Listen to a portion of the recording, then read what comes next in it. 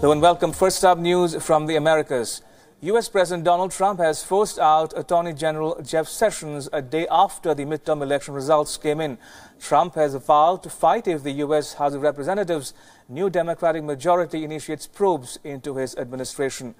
Sessions, an early Trump supporter, had a fallout with the U.S. president after he recused himself from an investigation into Russian meddling in the 2016 presidential campaign in the U.S. Sessions, in a letter, said that he was stepping down at Trump's request. President Trump, in a tweet, said that he was grateful to Sessions for his service. Trump later named Sessions' chief of staff, Matthew Whitaker, as the acting attorney general. Sessions' ouster was criticized by Democrats and observers who said that the Republicans were attempting to obstruct the Russia meddling probe.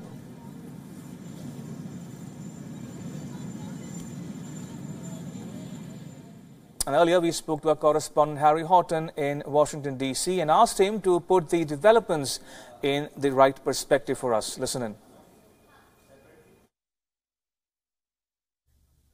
Well, no surprise that Jeff Sessions has left the Trump administration. This has been a long time coming. Donald Trump has ridiculed Jeff Sessions for months now, and he has been a particular source of frustration to the president because he recused himself from overseeing that Russia investigation, and Donald Trump has never got over that recusal. He has been angry at his attorney general because he feels as though the Russia investigation has been able to expand and run unchecked because of the lack of oversight from somebody like Attorney General Jeff Sessions. So this has been a long time coming. It was long rumoured to be in the works after the midterm elections.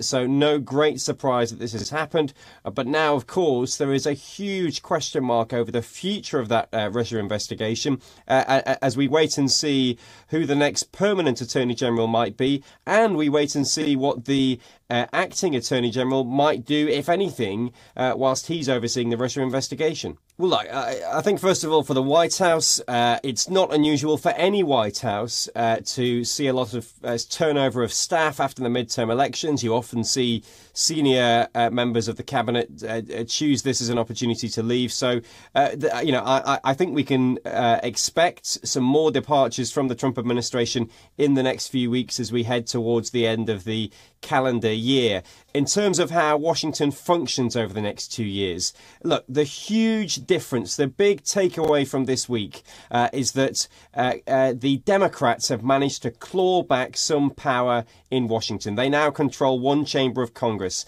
That means it's a lot more difficult for Donald Trump to get legislation passed, and it means the Democrats can launch all sorts of investigations into the White House and the rest of the Trump administration. So life is about to get a lot more difficult for President Trump. And I think we can say with some certainty there's very little chance of any major legislation getting passed in Washington in the next 2 years as we head towards the 2020 presidential election.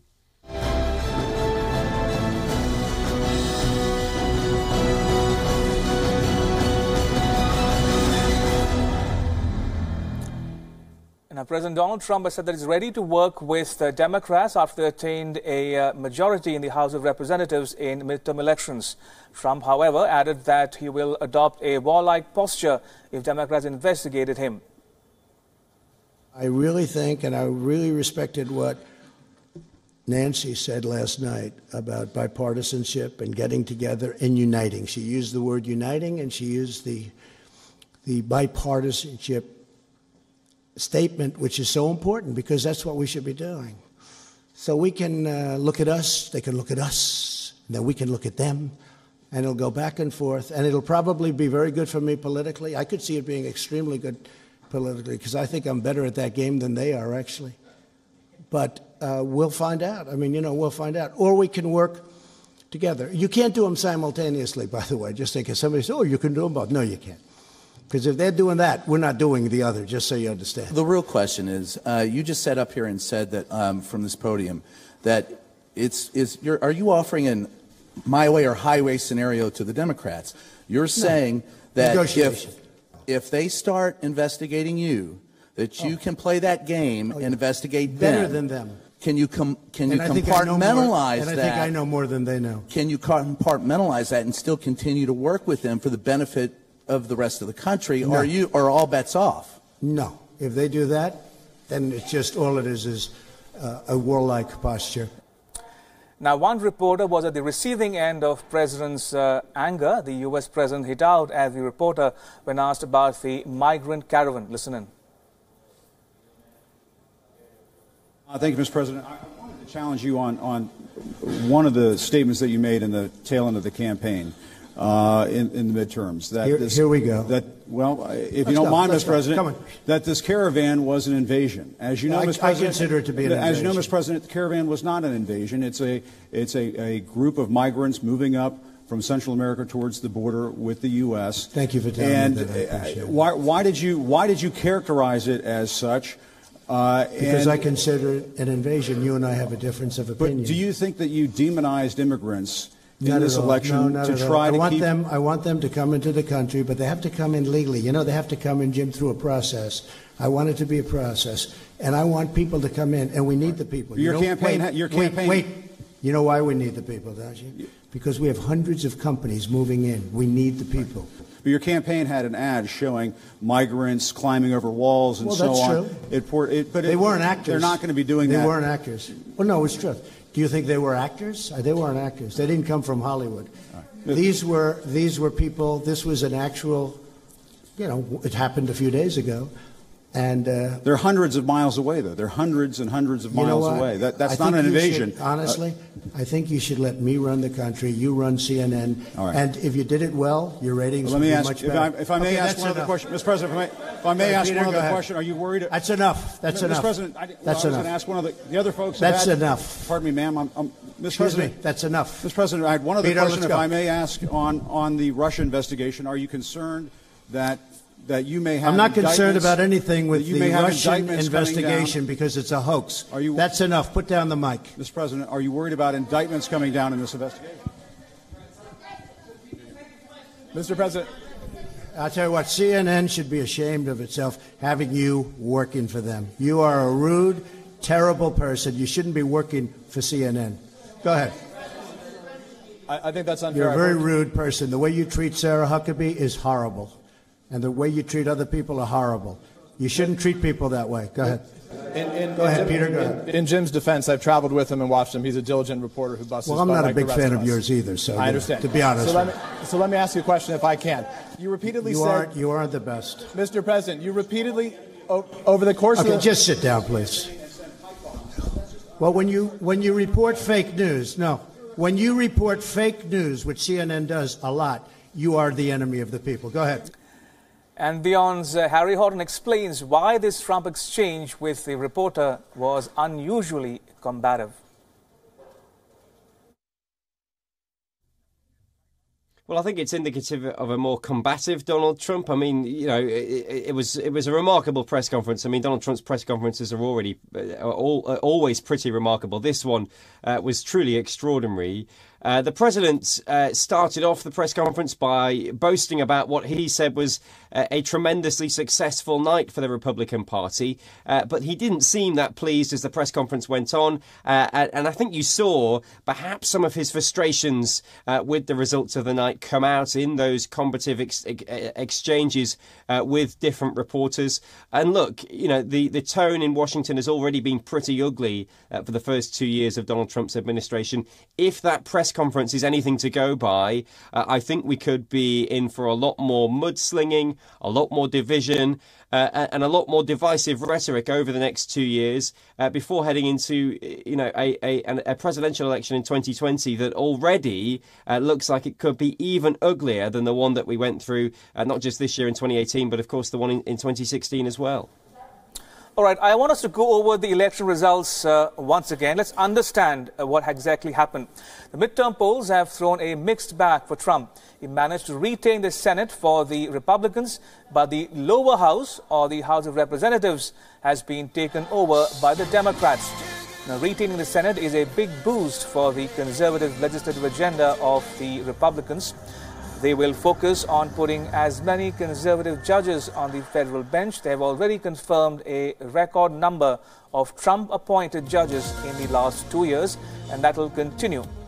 Republicans can also block initiatives passed by the House by the Democrats. They'll try hard to stall and block just because they have the power to do so. The GOP will also renew efforts to repeal Obamacare, the health care legislation they have been against since they came to power. Riding high on this victory, Trump will renew efforts to build the $25 billion Mexico wall and further tighten immigration laws, a major issue on which this election was fought. Republicans have retained the Senate, but they will now have to face a gridlocked Capitol Hill for the next 2 years as the Democrats gain control of the House of Representatives. It allows them to open investigations into Trump's finances, businesses, or tax returns. It also allows them to probe the Russia election meddling charge more aggressively against Trump and his government. Democrats can now block Trump's conservative legislative agenda. Even routine spending bills will become a bitter fight between the two chambers. And with majority in the lower house, the Democrats will now have a solid footing to censure Trump. So what does the US midterm verdict mean for India? Now let's remember that Trump had overturned the post-war international consensus on free trade. Trump's nationalist economic policies have not been in favor of India. The US president has imposed 25% tariffs on steel imports and 10% tariffs on the import of aluminium. Donald Trump has also declared tariffs on washing machines and solar panels, including those from India. Now that the House of Representatives is in favor of the Democrats, the House has the power to disrupt any such nationalist economic policies. But remember, the House's power is limited to just disruption when it comes to executive policies. The US Senate still has Republican majority, and finally, it is up to the president to sign any executive order or not. If the House tries to meddle with Trump's affairs, the US president might be more aggressive with his ultra-nationalist policies, which of course will have its impact on the United States foreign affairs as well. In his campaign for the midterms, Donald Trump had slammed the birthright citizenship. Trump was not in favor of anyone being awarded US citizenship just by virtue of being born on the US soil. With a midterm verdict that does not look like a hurdle to Trump, the US president might pass laws abolishing the practice of birthright citizenship. Even though it does not impact Indians living in India, it will be hard-hitting on the Indian expats. Trump has also been against giving jobs to non-Americans. Now that he has a referendum which is pretty much in his favor, Trump may pass a fresh set of orders restricting foreigners in the US offices. While Trump's economic nationalism might have stung India, there is also another side to the coin. One needs to acknowledge that the Trump administration has viewed India as one of its most attractive partners. High-level security conversations have sprung up in recent years. There was the 2+2 dialogue. The United States is also framing its Asian policies somewhat in favor of India. The term it uses is Indo-Pacific. The Pentagon, too, has renamed its Regional Combatant Command accordingly. Now, with reference to the U.S. sanction on Iran, remember that the Trump administration has also recently made exceptions for India, allowing it to import oil from Tehran. And one of the big things is the individual mandate is gone. We got rid of that.